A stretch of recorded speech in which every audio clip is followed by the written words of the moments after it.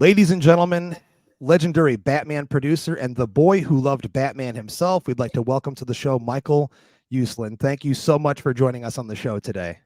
So happy to be here. I love every opportunity to talk to my fellow fans. I'm a fanboy at heart. I grew up that way, and my life has been comic books and comic books and comic books. So it's always a lot of fun for me to talk to people who actually know this stuff. It's great. Well, thanks so much for taking the time out of your day to talk to us all about the 35th anniversary of the movie that started it all, Tim Burton's seminal Batman movie. I said this a little bit before we started. I feel like you've been such a huge part in not just my adult life, but so many other fans' adult lives connected to their love of Batman. So once again, it's an honor to have you on the show here. A dream come true. Thanks. Um, and starting off with the most easy question, and some of these questions, you've gone over on other documentaries before, but we just have to ask. So some of our listeners that may not be well initiated, what made you fall in love with the character of Batman? Oh my God. All right. So when I was growing up, when I was little, Superman was on TV. Superman was kiddie friendly. I knew Superman, Lois Lane, Jimmy Olsen, and Perry White, and Inspector Henderson. That was my era, and I was very comfortable with that as a little kid.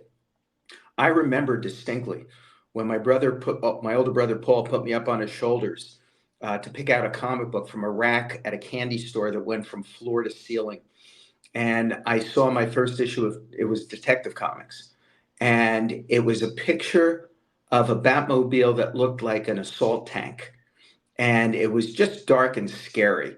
So I moved back down and picked out the latest issue of Lois Lane and the latest issue of Sugar and Spike and called it a day. Um, when I was growing up, um, I found Batman as I became a more sophisticated 7 year old.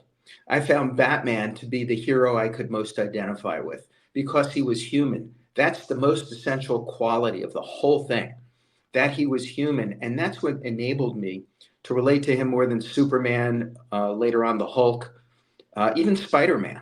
Um, Spidey was a close second, but Batman was it. So it starts with that. Second thing, when I was a little kid and read the origin of Batman, it shocked the hell out of me. I mean, it really was primal.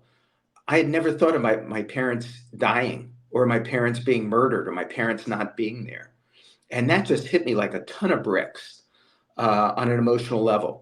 Number three was, my friend Stan Lee, who was friend, mentor, inspiration in many ways. Stan always used to espouse his theory of supervillains. And he said to me, supervillains are just as important as superheroes because ultimately it's the supervillains who define the superheroes. Right. And I totally agree with that. And nobody, and I mean nobody, has a better rogues gallery of supervillains than Batman does. And inarguably the greatest supervillain ever created in the form of the Joker. Last thing for me was the car.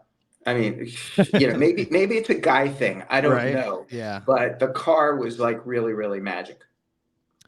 Everyone loves the car.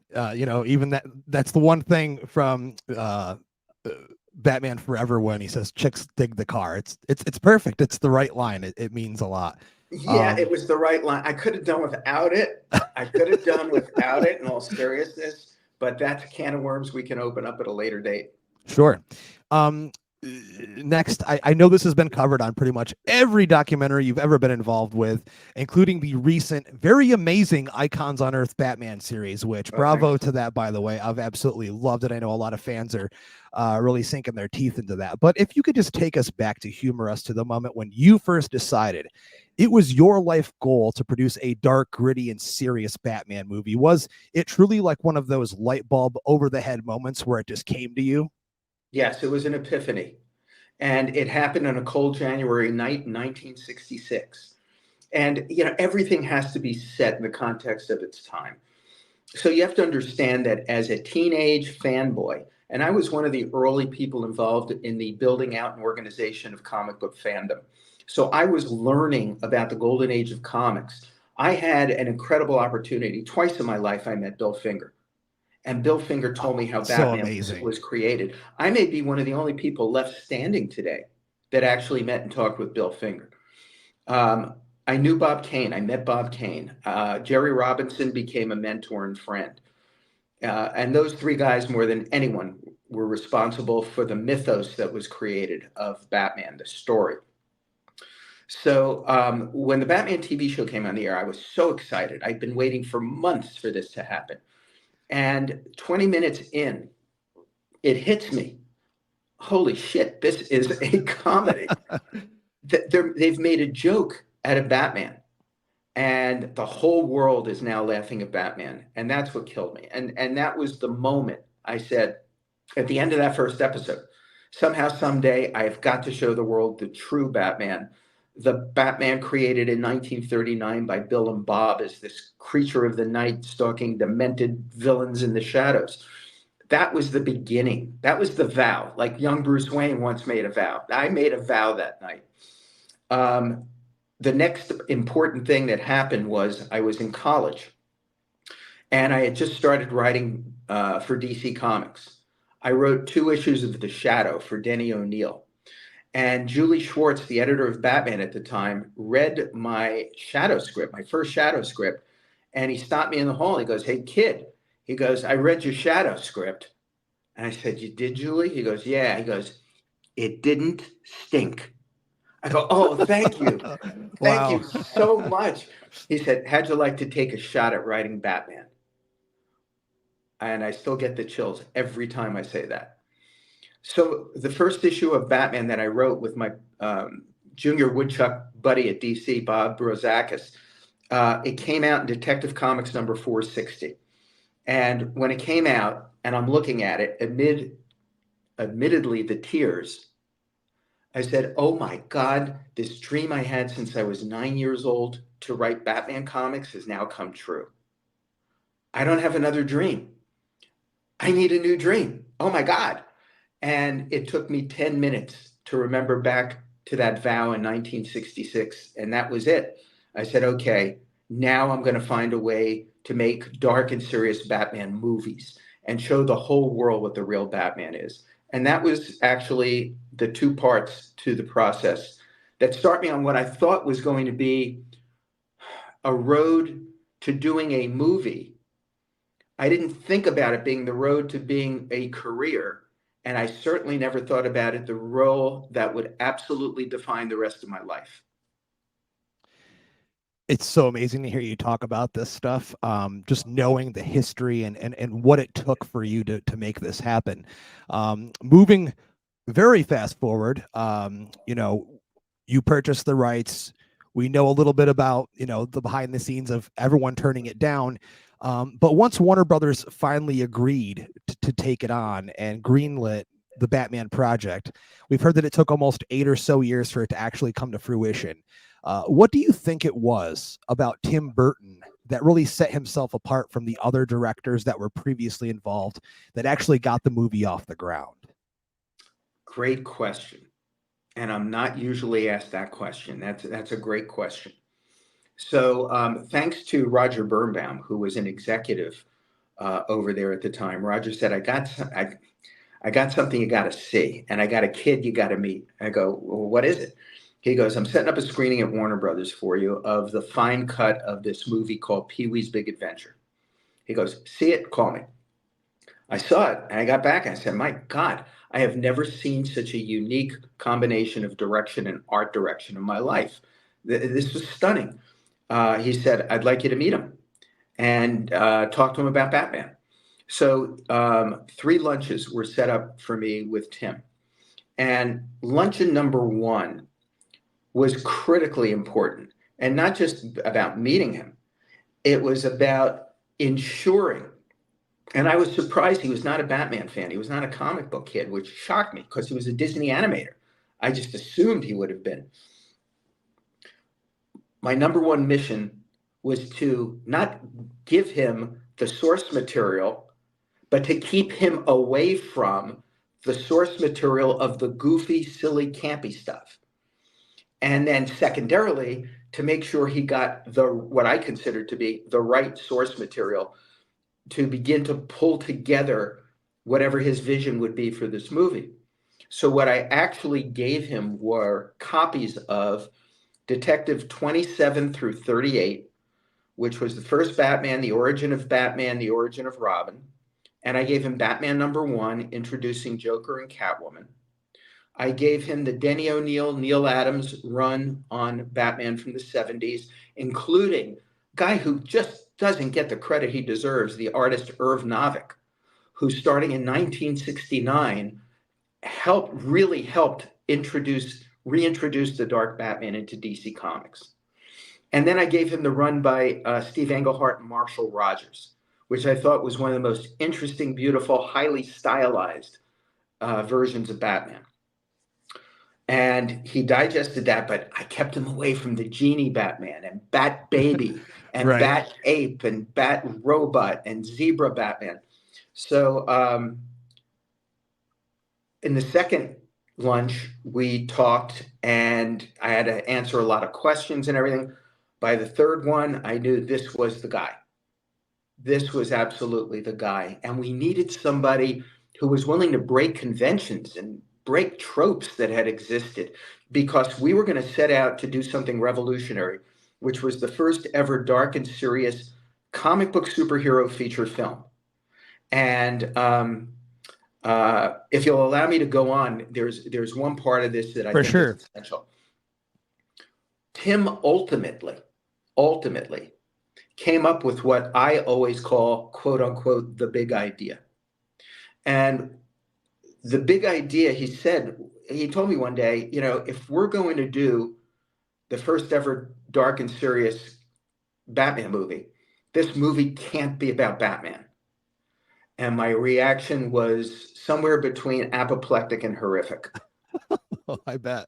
I don't remember what happened. I felt like my legs were melting from underneath me. And then he explained, he said, no, this movie must be about Bruce Wayne. Oh. He said, we have to show a Bruce Wayne so driven, so obsessed to the point of being psychotic that audiences will believe that this is a man who would put on this bat suit and go out and fight crime like that.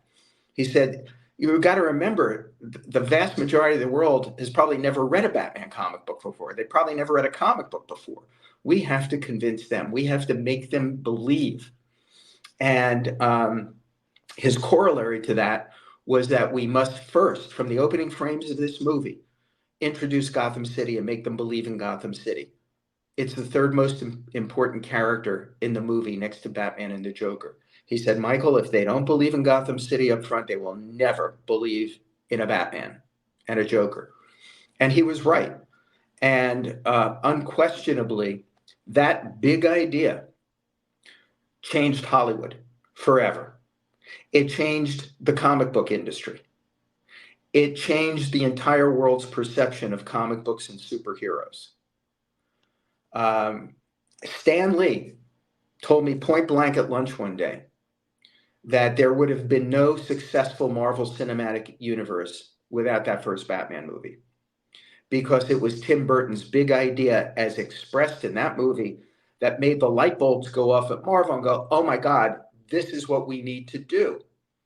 So I would ask anybody who's listening, when you went in to see any of the Iron Man movies, don't you come out feeling the title of these movies should really be Tony Stark? When you go in to see a Spider-Man movie, kind of really shouldn't they be titled Peter Parker? This was Tim Burton opening the door to the Marvel Cinematic Universe. That's how important and influential I believe this was. I don't disagree with anything you said there. I think there's a large percentage of fans that also agree with that sentiment. Moving forward, now that he's on the project, everyone seems really excited and comfortable. Beetlejuice gets released. It's a hit. It's time for casting Batman. We've heard you say that the casting of Jack Nicholson as the Joker was one of the highlights of your professional life. Yes. But the fanboy in you felt the same way about Michael Keaton's casting as Batman as the masses sending in those protest letters. Only up until the point when Tim explained to me that it has to be about Bruce Wayne. Yeah. Okay. So did he do anything in particular special to convince you and the rest of the production that he was the right guy to don the cape and cowl? Did he show you any previous performances or anything like that? Sure. Number one, they set up a screening of the rough cut for me of Clean and Sober Okay, very to interesting. convince me that Michael was not just a stand-up comic and Mr. Mom, but that he was also a serious actor capable of delivering a performance. Second thing he said was, if I go with a quote unquote serious actor, now, circa 1988, who were those serious actors? James Caan, um, Dennis Quaid, Harrison Ford, Kevin Costner. He said, I don't know how to show them getting into a bat costume without getting unintentional laughs from the audience. He said, but with Michael, who he worked with on Beetlejuice, he said he can create that portrayal of this obsessed, nearly psychotic Bruce Wayne that audiences will believe in, will sympathize with, will relate to. And he was absolutely dead right about it. I had my doubts, but I understood where he was coming from, what his vision was. I remember the first day I was on the set, there must have been 100 people standing around, and Michael was in the middle of it all. He wasn't in his cape and cowl yet. He was in the rest of the costume, and I still couldn't pick him out of the crowd. I go, uh-oh. It wasn't until I saw the first dailies that I said, Tim's a genius. He saw this, he envisioned it, he knew what he was getting. That actually leads me right into taking us back to 1988. The first time you walked and stepped your feet on the Pinewood Studios Gotham City set designed by Anton First. It's been said to have been like hell erupted from the ground up. Was that as surreal an experience as one would expect it to be? This was my first big movie that I was a producer on. And 5 square city blocks of Gotham City were built on the back lot at Pinewood. And I was walking through it with my Batman partner, Ben Melniger. Now, here's what you have to know about Ben. Number one, he was my dad's age. A legend in the movie business. He started at MGM in 1939. All divisions reported to Ben. He was the one who put together the deals for Ben-Hur, Dr. Zhivago, 2001: A Space Odyssey, Wow. and Gigi and all those musicals. And as we're walking through Gotham City, Ben looked at me. I was, my jaw must have been, literally hanging. Um,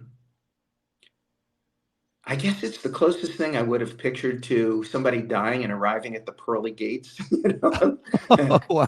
and looking around for the Uh, first time.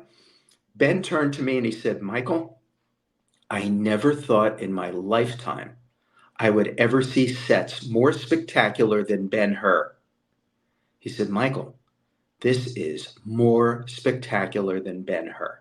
That's the line I always remember. It was amazing. And what was great for me personally is that I had an opportunity. I had my son and daughter with me.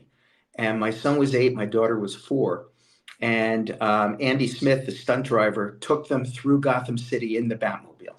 oh, wow. I was going to ask you about that, what that was like to see that in person for the first time. It must have blown your mind. It did, and my son blew my daughter's mind because it was a two-seater. Little Sarah was perched in the middle, and of course, the first thing David said as they're driving is, Sarah, if I push this button, it's going to be an ejector seat. It's going to shoot you out of the top of the Batmobile. You're going to be on top of the roof of the building.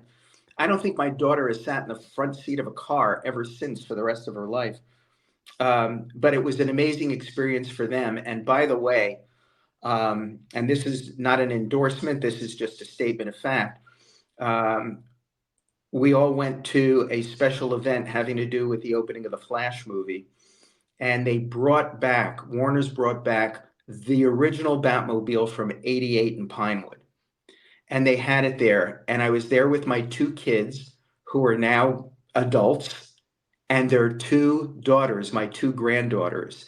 And my 2 granddaughters got to sit in those same seats my kids were in back in '88 in the Batmobile. And that was like one of those life is a circle, amazing moments. That's amazing to hear. As fans, we were very excited when we knew that the Batmobile would be in the Flash. We didn't know to what extent, but I remember when we saw leaked set photos of the Batmobile. Everyone, was it one of the originals? And people, experts saying it is one of the originals. It's there. There it is. And they pointed that out, and it was so cool just to know that they put that extra effort in to bring in that history to that movie. And leave it to the fans. They go, oh no, wait a minute. Yes, the left lug nut is in the right Exactly. place, and the Yeah. windshield wiper. I mean, it's stuff that went right over my head. But leave it to the fans to know that. You kind of touched on this a little bit, being that Batmobile moment being very memorable for you on the set. Did you have any time interacting with Michael or Jack on set, or did you see them in costume, or, like what was your first reaction when you first saw Michael in the suit or Jack as the Joker? Well, here's my favorite. I have two favorite Michael stories. The first scene we saw him film, and I had my wife and my two daughters with me. We went into the soundstage and we climbed up to the rooftop of the opening sequence. And we were right there at the moment where the scene takes place, where Michael grabs the guy, takes him to the edge, and it's like, "Who are you, man?" Where he says, "I'm Batman," and then Oh throws him man. down, turns around, and then jumps off the building into the net, below. And we were right there. And my daughter at age 4 had a head full of curls like Shirley Temple. And she winds up literally right under Michael's right elbow. And I said, honey, you got to step back, you got to step back. And the first AD or whoever was up there said, no, it's all right. She's out of frame. And they shot it. And to this day, whenever I see Batman on a big screen, back up on a big screen, I am looking at Michael's right elbow, just looking for that fraction of a blonde curl there. And that was incredible to be part of an experience. That to me is truly one of the maybe four most iconic moments and iconic lines of the classic movie. The other thing was this. We were having lunch one day in the executive dining room at Pinewood, and my daughter, Sarah, was beside herself. She was just in a pissy mood. She wasn't happy about anything. And she's sitting there, and all of a sudden, Michael walks in, breaking the action. No cape and cowl. He has the black around his eyes, and he's wearing the rest of the costume. And as he walks by the table, he looks down and goes, Sarah, what's wrong with you? You look sad. And she was just grumpy and was giving Batman a like harumph. And he wound up sitting in her lap. And she had mashed potatoes and green peas, and he started flicking one pea at a time at her. Oh wow. And she started flicking him back, and she basically got into a food fight with Batman for a moment. And then he went off, and her attitude was completely transformed for the rest of the day. It was just a very, very sweet moment. It's funny, Justin, how in retrospect, it's the personal moments that resonate more than the professional moments. Sure. Yeah, that's amazing to hear. I love heartwarming stories like that, and just to be a fly on the wall. And that kind of leads me into my next question, which may be a tough one. What was your working relationship like with John Peters? We've obviously heard lots of interesting rumors and stories from the set. Was he really that extreme of a personality to work with? Did you see Licorice Pizza? I did, and I thought that was hilarious. I absolutely loved Bradley Cooper's performance. That's as much as I care to say about the matter. Okay, very fair. And honestly, that's kind of what I expected, but I figured I would ask. Um, it sounds like you were one of the first few to actually see the movie before anyone else. Um, First part of the question is, how happy were you with the movie when you first saw it? And were there any scenes that were cut from the initial version that were removed that you wish they had left in? The big moment for me that I had to deal with was when Tim and Sam Hamm, when the decision was made to have Joker shoot Batman's parents. And I said, that runs against 40 years of history here, 50 years of history. And I was very concerned about that. So I went to Bob Kane and I said, Bob, here's what's happening, and I want your reaction to this so I know how hard to fight or what to do. And Bob said, if we had created actually, Bob said, if I had created the Joker, Wow. Okay. if I had created the Joker initially, along with Batman, then I would have wanted to have done the same thing in setting it up. And I said, so you're okay with this? He says, yes, I am absolutely okay with this. And then I carried on like a 6-year-old about having a second guy in the scene, just so me and a handful of fans could think in our own heads, oh, that's Joe Chill with him. Oh, so that is true. I've heard that was a rumor. So that was done intentionally? All I can tell you, I don't, all I can tell you is I carried on like a 6-year-old and was probably a major annoyance about it. And I was just happy to see that there was a second guy in the scene. Wow. Very interesting.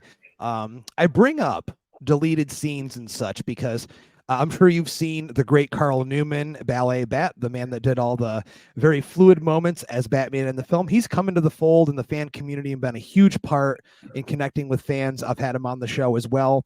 And he actually brings up a scene that they shot for the opening that Tim loved, where Carl was perched like a gargoyle alongside the other gargoyles on the cathedral. And it was a slow panning shot. And it was leading the audience to believe that, is it Batman or is it a gargoyle? And Carl said that he spent a whole day just crouched in this motion, in this position. And then it was cut. We got the animated version of the overhead shot of Batman swishing his cape. Did you ever see that by any chance, or do you remember that? I did not see that. Now, there's a adjunct story to this, which I don't mind sharing with you at all. And that was in the earliest days when we first announced the project. And we announced this Batman movie, Ben and I did, with Jeanette Kahn of DC Comics and Bob Kane at New York Comic Con in July 1980. And I had, again, and this is a repetitive pattern, carried on like a 6-year-old, that I wanted the picture announced there at a fan event, not at a press conference and a world press event. And it took a lot of doing, but I finally got them to agree to fund us to do a cocktail party. And this was at the Statler Hilton Hotel, which was later called the Pennsylvania Hotel, across from Penn Station on 7th Avenue, New York. They just tore it down. We were the first ever major motion picture, any motion picture, that was announced at a comic book convention. Never done before.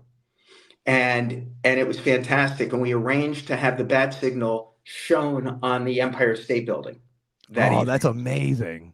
And that was all first. That was all a first. So shortly thereafter, and I had said in the press that we were inspired by Denny O'Neil, Neil Adams' run, Bob Kane, Jerry Robinson, Bill Finger run, and Steve Englehart, Marshall Rogers run. Marshall Rogers came to me and said, would you be open? I would love to get involved in either design work or storyboarding. And he says, I'm real good at storyboarding. And he brought with him a gigantic poster of Batman, like the real dark Batman, which he gifted me, which is huge, and it still hangs up in my house today. And a set of storyboards that could be used in the opening of a dark and serious Batman movie. And I have those in storage. But it kind of begins, and you can kind of picture credits going over this. It's a dark and stormy night, and the clouds are coalescing, and we are zeroing in on a half a moon, and or between a crescent and a half a moon. And the clouds are moving, and we're getting tighter and tighter. We're coming in on that moon full blown. And then the camera starts pulling back and pulling back, and it is Batman's eye. And we pull back and we now see his cowl. And we pull back and we see he is on the top of a building next to two gargoyles. Oh my God. Staring down at the city. It was magnificent. It was magnificent. So when you mentioned that scene, I never saw that footage, but I did see back circa 1980 or 81 or 82, this sequence that Marshall Rogers came up with. Well, it's very interesting that's that coincidence right there. And when we get done with the show, I'll actually send you a photo. There's a production photo of the shot from the movie that was cut of Carl in the bat suit next to the gargoyles. I'm sure you've seen it, but in case you haven't, just so that way you can take a look at it, because it looked really awesome. I'm always just very, very curious about that. Yeah, I'm sure I've seen this still, at some place along the line. But again, not the footage per se. Well, it's a known fact. You know more than most that the marketing for Batman set the bar for every single blockbuster that came after it. Just a bat symbol on the poster, just a date, and billboards all over the place. It was pure genius. How important do you believe the marketing was to the success of Batman in 1989? I believe 100% it was the best marketed film, pre-social media, pre-internet, the best marketed film in history. Okay, that's saying a lot. That's saying a lot. I've read about how they marketed Gone with the Wind in 1939, for example. And Ben certainly had the stories of the marketing of Ben-Hur and Dr. Zhivago and some of the great MGM spectacles.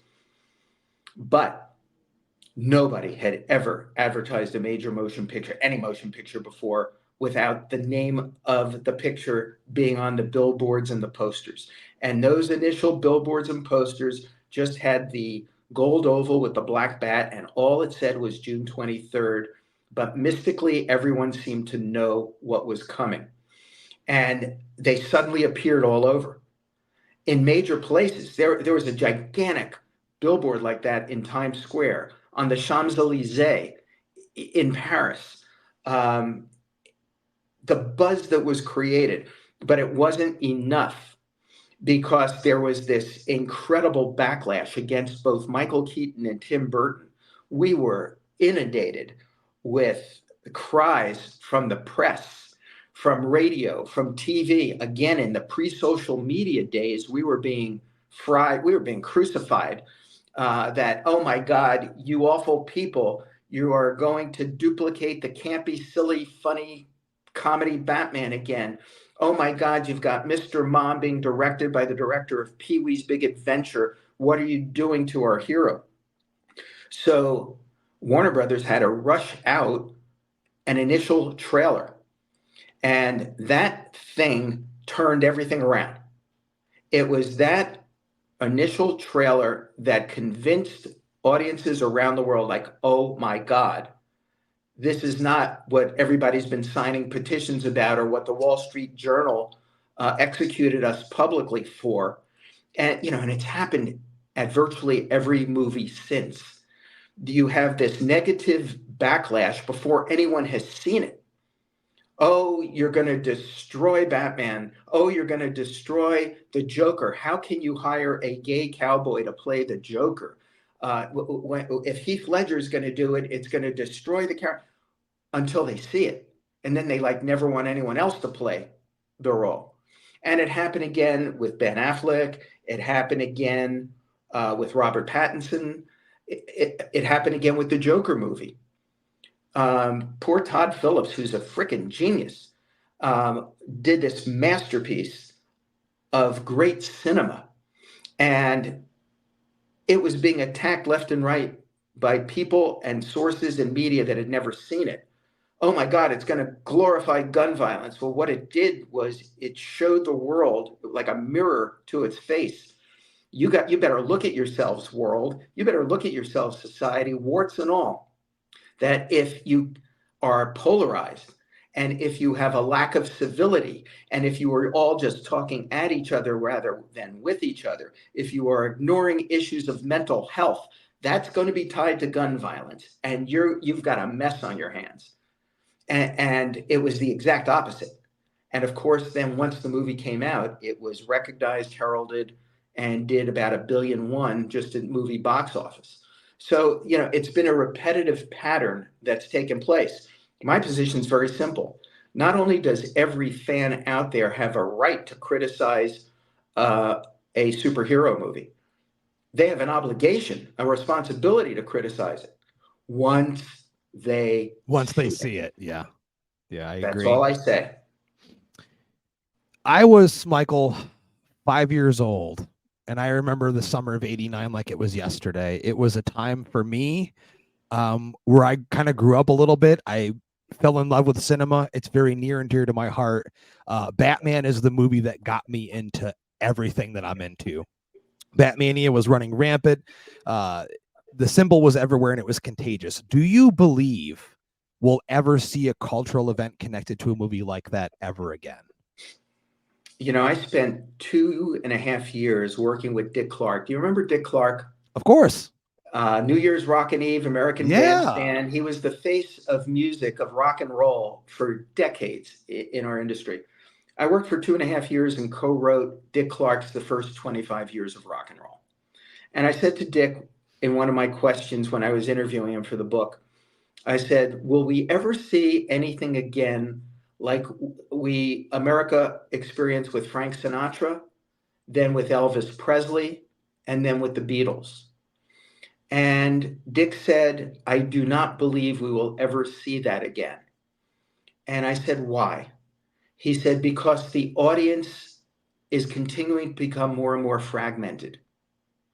There is not like 3 channels of television anymore that everybody shares and talks about the next day. There's increasing number of daily choices. And of course, with the internet and social media, you multiply that by 1 million. And more people are going into their other areas. Rock and roll is becoming, he said, there's rap, there's this, there's that. There's 53 different versions of rock and roll now. And for everyone to coalesce around one, he says, I don't think we will ever see it again. I think the closest we're coming to it right now is Taylor Swift.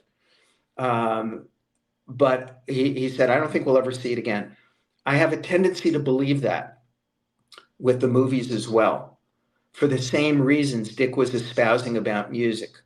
I think the times have changed to such a degree that we may never see the world coming together like that again. I hope I'm wrong, because that's something, if you never experience that, there's a magic to that. I can't even convince you in words what it was like in that magical summer of 1989, trying to walk through Times Square. And seriously, you can't walk 20 steps without seeing someone in a Batman t-shirt or a Batman hat. The posters everywhere, everybody talking about it.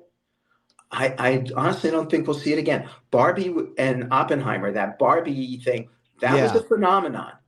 And that had people talking. And all these people that said, oh, I would hate that movie, I'll never go to see it, they finally had to just go and see it. And they for went and saw themselves. it. Yeah, they saw it anyways. Yeah. So, it's interesting. So my bottom line answer is, gee, I hope it happens again. I hope everyone has the opportunity to experience a unified cultural event again, because maybe that will help combat the polarization in our country and in our world. We know circa 1992, we know Tim decided to make Batman Returns. And we all know how that went, with a lot of people feeling it went too extreme and too dark, eventually leading to Joel Schumacher taking the reins of the franchise. I'm not sure we've ever heard your position on the movie as a whole, but my main question to you is a question fans have been asking ever since they knew Michael Keaton returned for The Flash as Batman. Do you believe it would ever be possible for Tim and Michael to return for another Tim Burton Batman movie? How do you want me to answer that? As fanboy, as producer, I mean, as what? um, You choose however you would like to answer it. I know that it's just something that fans have been clamoring for, and just a realistic answer. I mean, would you like to see it? Do you think it could happen? So I'm a fanboy. So you all can know what's in my heart, right? Right. Yeah. Because you're there too. There are some really, really talented, committed, understanding people who are making decisions right now at the studio level. Um, People like Peter Safran, James Gunn, Mike DeLuca, Pam Abdi. These are people who really love these characters and are comic book fans too.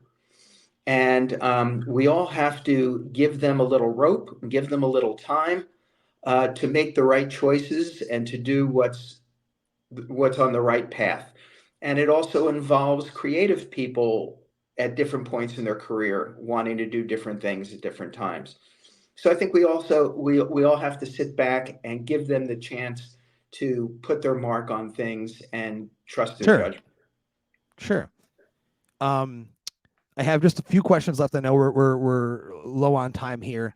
And I know you said we would talk about the Schumacher stuff maybe another time, but have you heard anything about Joel Schumacher's original darker cut of Batman Forever? I ask you because I've actually seen it in its entirety at Kevin Smith's theater last summer, and I was just curious if you knew anything about it at all.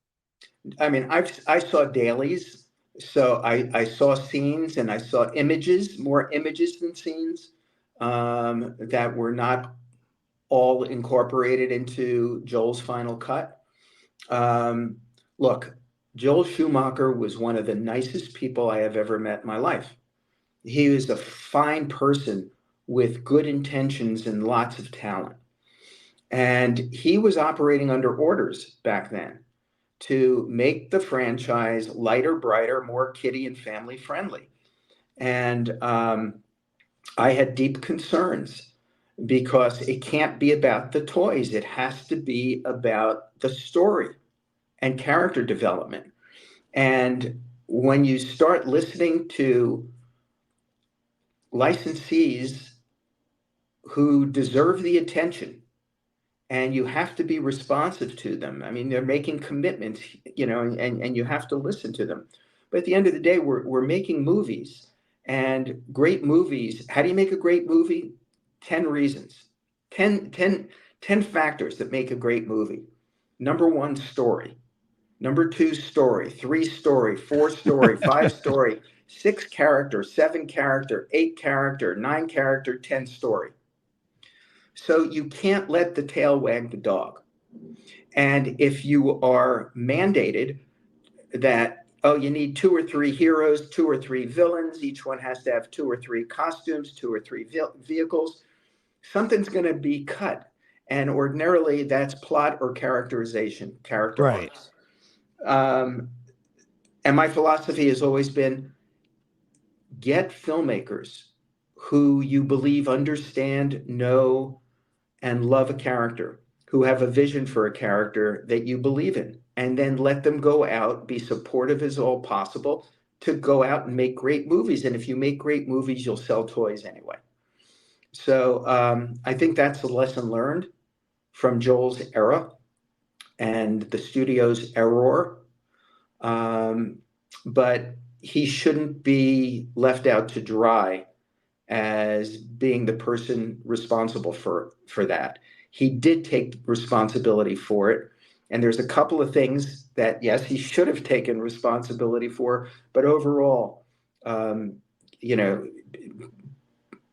people have to find it in their hearts that this was not just about Joel Schumacher being Joel Schumacher. I appreciate that answer. And Michael, wrapping it up now, last but not least, what do you believe the true legacy of Tim Burton's 1989 Batman will be? We know Bob Kane was there to experience it firsthand. What do you think Bill Finger would have felt about it?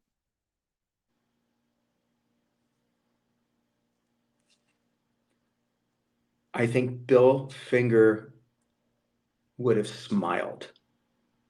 I've talked to his granddaughter Athena about this, and I think he would have smiled knowing that his co-creation was being handled and executed by people who gave a damn and who cared and wanted to restore the darkness and dignity to the character he co-created in 1939.